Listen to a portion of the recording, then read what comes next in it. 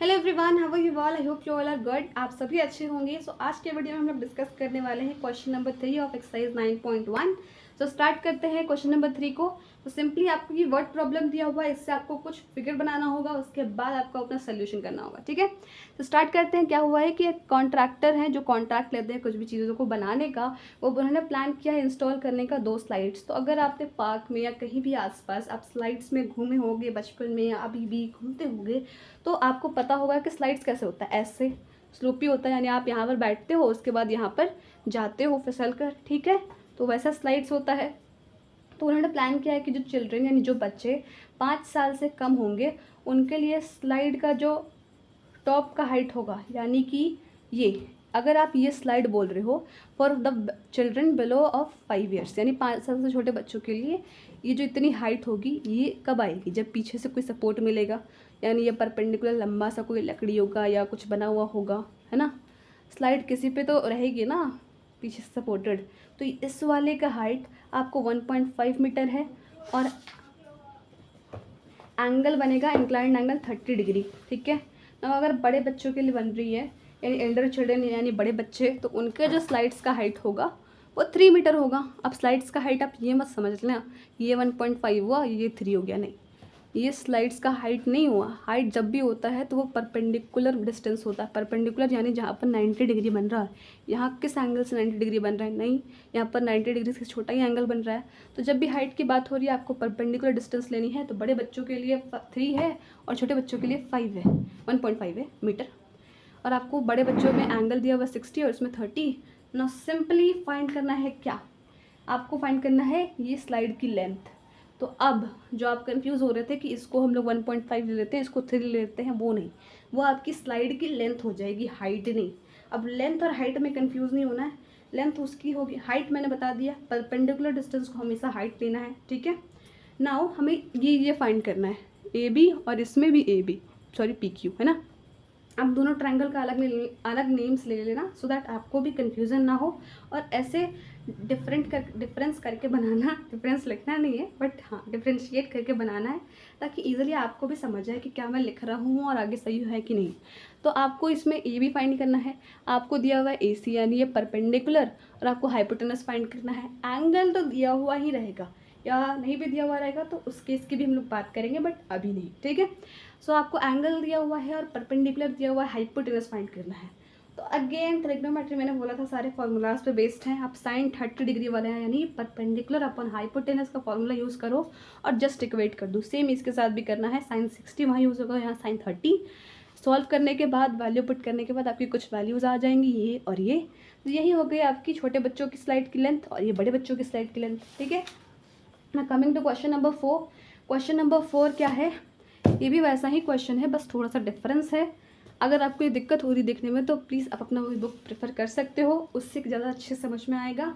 और ये नोट्स मैं आपको डिस्क्रिप्शन बॉक्स में शेयर भी कर दूँगी। ठीक है, सो नाउ यहाँ पर आपको दिया हुआ है कि the angle of elevation, angle of elevation यानी कि आप ऊपर देख रहे हो, ये बात याद रख लो। ठीक है, अब ग्राउंड में हो, from a point on the ground, देखो यहाँ पर आपको दिया हुआ भी है ग्राउंड। अगर कन्फ्यूज़न है तो आप इससे भी समझ सकते हो कि नीचे से ऊपर जा रही है, मीन्स एंगल बन रही है, तो नीचे आपका एंगल बनेगा। अगर ऊपर देख रहे हो आप तो just 30 metre away from the foot of the tower, यानी आप एक टावर पर देख रहे हो।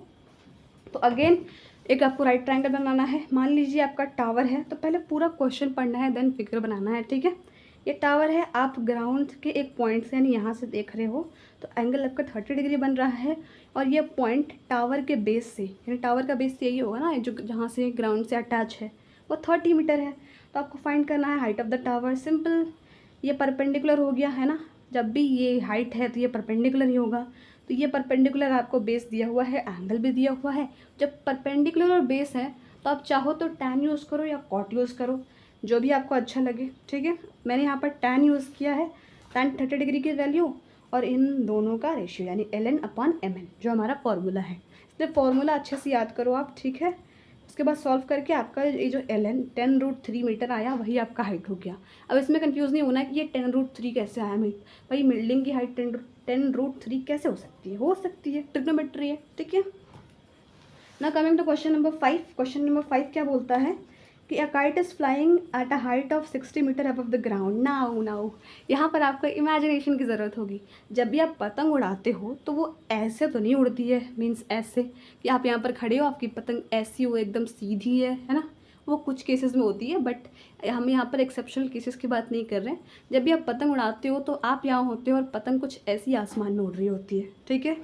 तो वो पतंग उड़ा रहा है at a height of 60 metre. Now 60 metre ज़मीन से ऊपर है पतंग की हाइट, तो इसको 60 नहीं समझ लेना है, ये तो पतंग की खुद की लेंथ हो गई कि ये जो धागा से वो बंधा हुआ है और यहाँ पतंग है, ये तो पतंग की लेंथ हो गई। हाइट मैंने पहले ही बताया था, हाइट आपको ये परपेंडिकुलर डिस्टेंस लेनी है ग्राउंड से।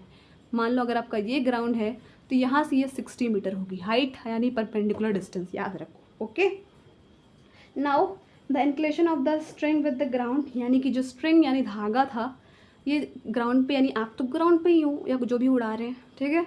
तो वहाँ पर एक एंगल बन रही है वो 60 डिग्री की, यानी ये आपको हाइट फाइंड करनी है और ये एंगल 60 डिग्री है। यहाँ पर नहीं, हाइट आपको दिया हुआ है और ये 60 डिग्री एंगल है। आपको फाइंड करना है कि ये पतंग की लेंथ, स्ट्रिंग की लेंथ, यानी पतंग की ये जो धागे है जो आपके हाथों में आप इससे पतंग उड़ा रहे हो, इसकी लेंथ कितनी है।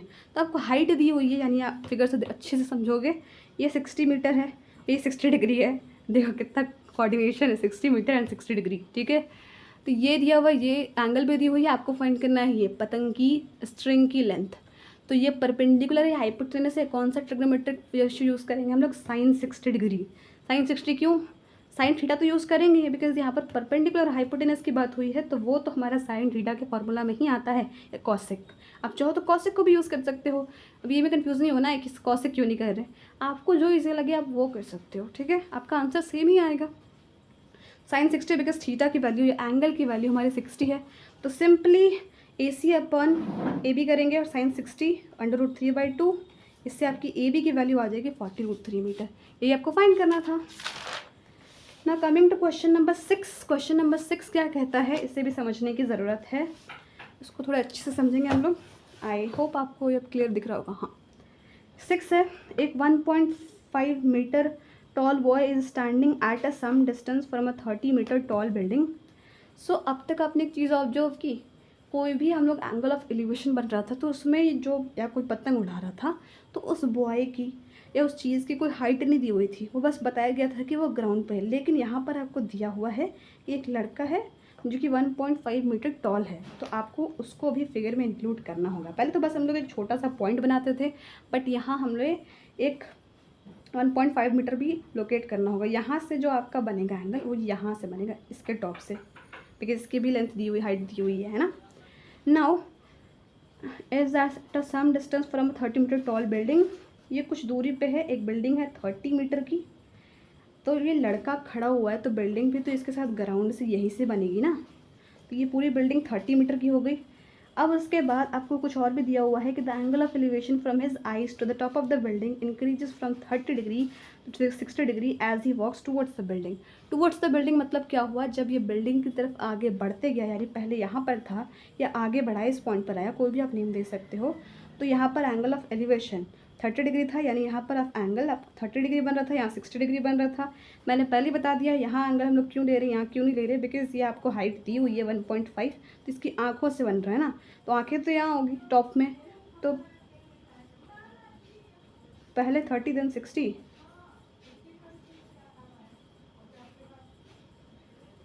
देन उसके बाद आपको फाइंड करना है क्या,